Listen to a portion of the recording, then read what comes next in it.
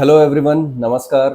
और अभी जो बवाल मचा हुआ है, कलकत्ता गैंग रेप का आरोपी जो है सिर्फ एक गिरफ्तार हुआ है। तो आज इस वीडियो में हम बात करेंगे कि जो ममता बनर्जी हैं उनका जो दोगलापन है और उनकी पार्टी का जो दोगला स्टैंड है वो कैसे है और उनका दोगलापन क्यों झलकता है, उसके बारे में विस्तृत जानकारी आपको दूंगा।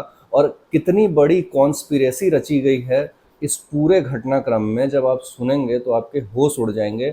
और होपफुली अभी सीबीआई के हाथ में केस चला गया है, तो आपको कुछ दिनों में कुछ जानकारियां तो ऑलरेडी मिल जाएंगी कि ये कितना बड़ा कॉन्स्पिरेसी था और अ, खुद पूरे सिस्टम का कितना बड़ा मक्कड़ झाल था इसमें। और टीएमसी पार्टी खुद कितना लीपापोती करने में लगी हुई है, ये सबके सामने जगजाहिर। और क्यों लीपापोती कर रही है ये भी आपको पता लगेगा, तो वीडियो के एंड तक बने रहिए। और जानकारी मैं दूंगा क्योंकि ये गुत्थी जब तक सुलझ नहीं जाती और इनको सजाए मौत जब तक नहीं हो जाती, या कोर्ट इनको जब तक एक्यूज नहीं बना देता, तब तक मैं वीडियो बनाता रहूँगा। चाहे ममता बनर्जी और टीएमसी कितना भी अपना घोड़े खोल ले, कितनी भी औकात लगा लें, वो अब रुकने वाला नहीं है।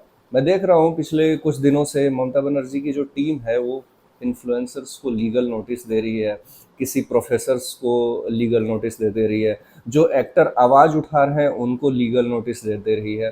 तो एक पूरा का पूरा क्लाउन बन चुकी है, वो एक सर्कस बन चुका है पूरा का पूरा गवर्नमेंट और पुलिस डिपार्टमेंट।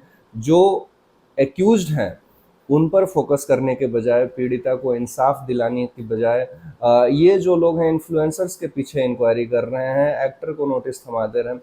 क्यों भाई? अगर फ्रीडम ऑफ स्पीच है तो वो हर जगह है, पूरे भारत के लिए है। ये वही ममता बनर्जी हैं जो मोदी को डिक्टेटर बोलती रहती हैं, मोदी जी को तानाशाह बोलते रहती हैं और कोलकाता का एग्जाम्पल देती फिरती हैं। भाई, तुम्हारे एग्जाम्पल देने वाले सिटी में तुम्हारे नाक के नीचे एक लड़की का गैंग रेप होता है, वो भी डॉक्टर थी, इंटर्न थी और मेडिकल में अब अपना सर्विसेज दे रही थी।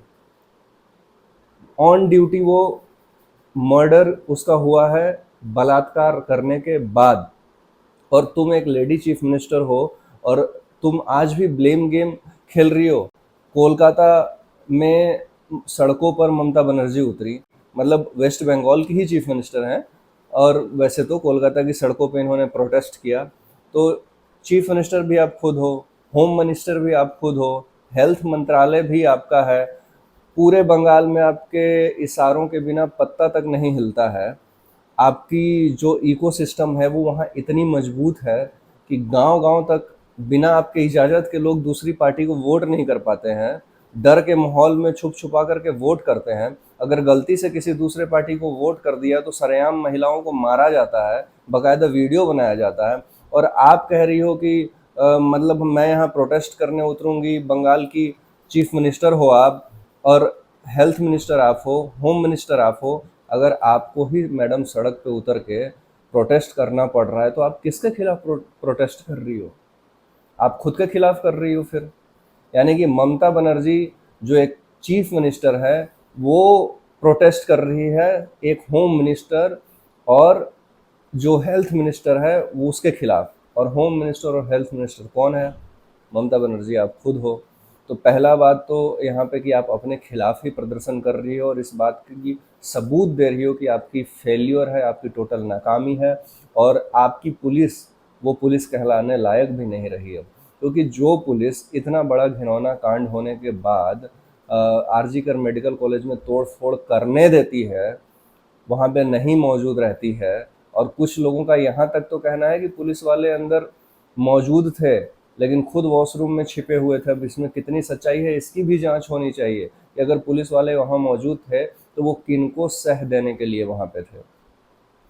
और दूसरा ये कि जब आप प्रोटेस्ट कर रही हो तो आपको क्या राइट है प्रोटेस्ट करने का? आपका तो इस्तीफा होना चाहिए कायदे से। और कायदे से आपका जो पुलिस कमिश्नर है उस पर इंक्वायरी बैठनी चाहिए।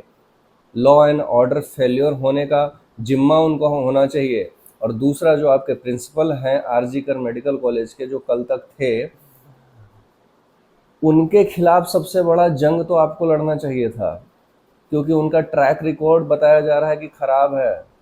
और जिस बंदे का ट्रैक रिकॉर्ड खराब है और जो बंदा लीपा पोती करने के लिए इस गैंग रेप को सुसाइड बताने पे तुला हुआ था, और वही प्रिंसिपल जिनका रेप हुआ है उनका फोटोज और आइडेंटिटी मीडिया में लीक करता है। ऐसी खबरें हैं कि जो फोटोज आई हैं और जो सुसाइड का एंगल था वो मीडिया में प्रिंसिपल के द्वारा फैलाया गया या उनके सूत्रों के द्वारा फैलाया गया। तो क्या इसकी जांच नहीं होनी चाहिए? आपने जांच सीबीआई को देने में 7 दिन क्यों लगा दिए? अगले ही दिन सीबीआई को क्यों नहीं दिया जांच? तो मैडम, अगर आपको जितनी फ़िक्र बांग्लादेशी घुसपैठियों की है, आपको जितनी फ़िक्र रोहिंग्या मुसलमानों की है, उतनी ही फ़िक्र आपको पहले अपना घर बचाने के लिए होना चाहिए। आपने अपने घर की बेटियों की सुरक्षा के लिए होना चाहिए था। ये जो आपने ढिंढोरा पीट रखा था कि कोलकाता जो है one of the safest city है, कोलकाता में ऐसे कई कांड होते हैं जो बाहर नहीं आते हैं।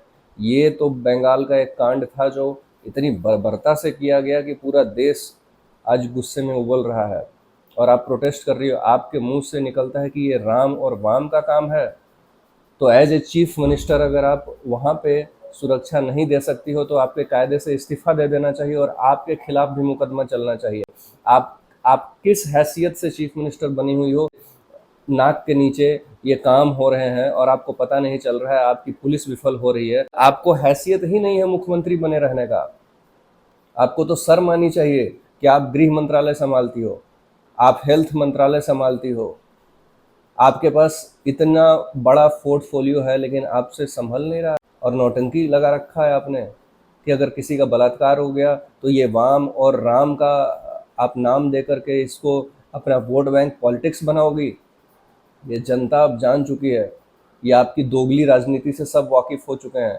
जो डॉक्टर प्रोटेस्ट कर रहे हैं, खबरें ये है कि आपने उनका ट्रांसफ़र कर दिया है। जो जो डॉक्टर प्रोटेस्ट में शामिल थे उनका ट्रांसफ़र आप कर रहे हो।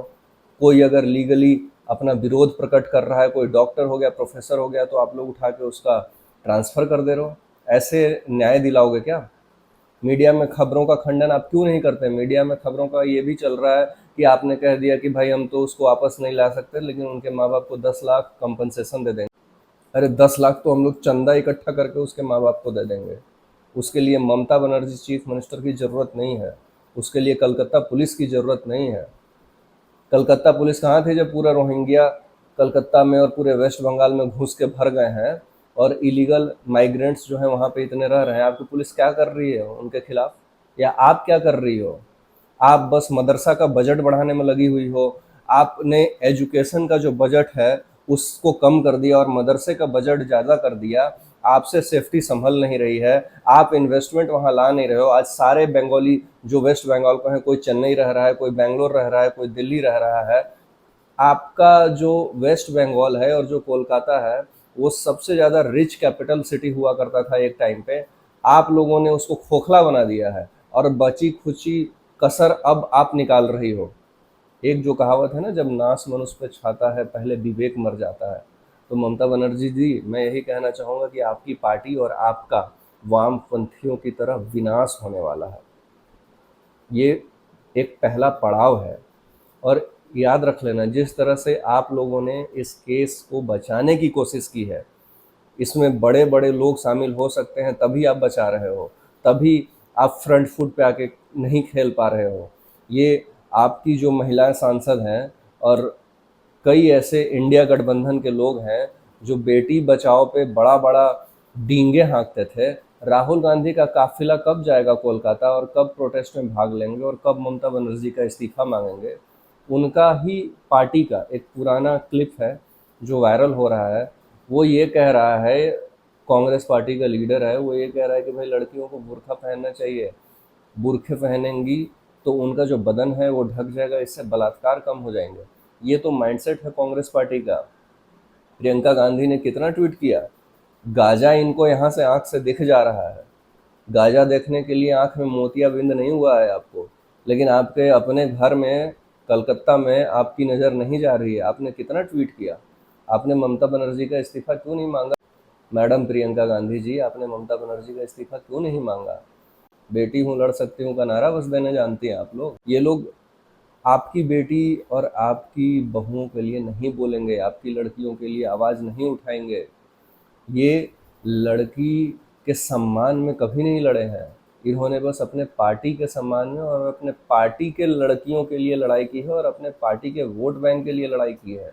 ये लड़की का सम्मान नहीं करते, ये उसी लड़की का सम्मान करते हैं जो इनका वोट बैंक हो और जो इनकी पार्टी का हिस्सा रहा हो। ममता बनर्जी जी, जो संजीव घोष, जो आरजीकर मेडिकल कॉलेज के प्रिंसिपल थे, इसके पहले वो कोलकाता नेशनल मेडिकल कॉलेज के वाइस प्रिंसिपल थे।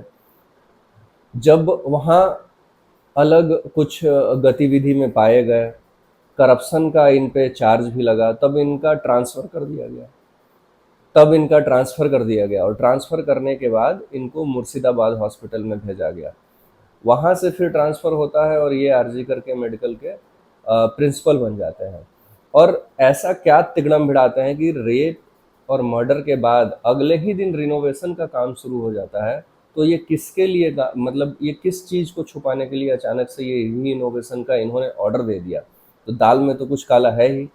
और बहुत लोग और बहुत से ऐसे सोशल मीडिया पे चीज़ें चल रही हैं जो ये बता रहे हैं कि उस मेडिकल कॉलेज में गलत गतिविधियां होती थी और संदीप घोष को सब कुछ मालूम था और इनका जो कार्टेल था ये गलत एक्टिविटी में रहता था और सारा कॉलेज में ही ये काम धंधा होता था। उस लड़की को सारी चीज़ें पता थी।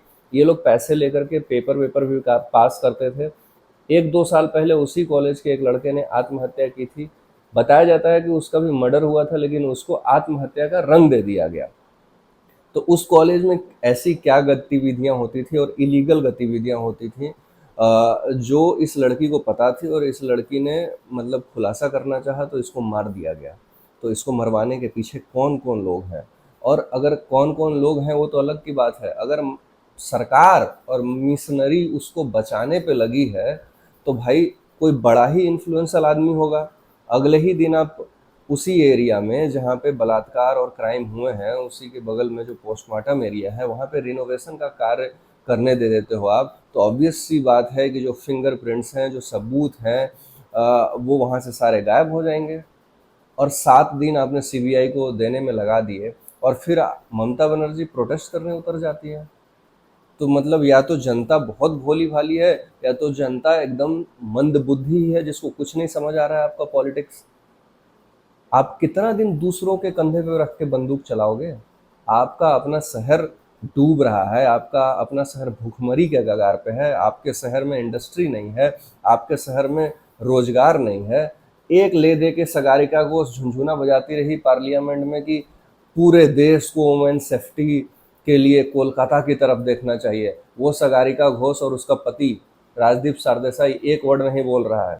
तो इस केस को दबाने की, इस केस पे लीपापोती करने की जितनी कोशिश ये लोग कर रहे हैं उतना ही कोशिश हम लोग करेंगे कि इसको एक्सपोज करें, इसको उजागर करें। आप लाइक कीजिए, सब्सक्राइब कीजिए।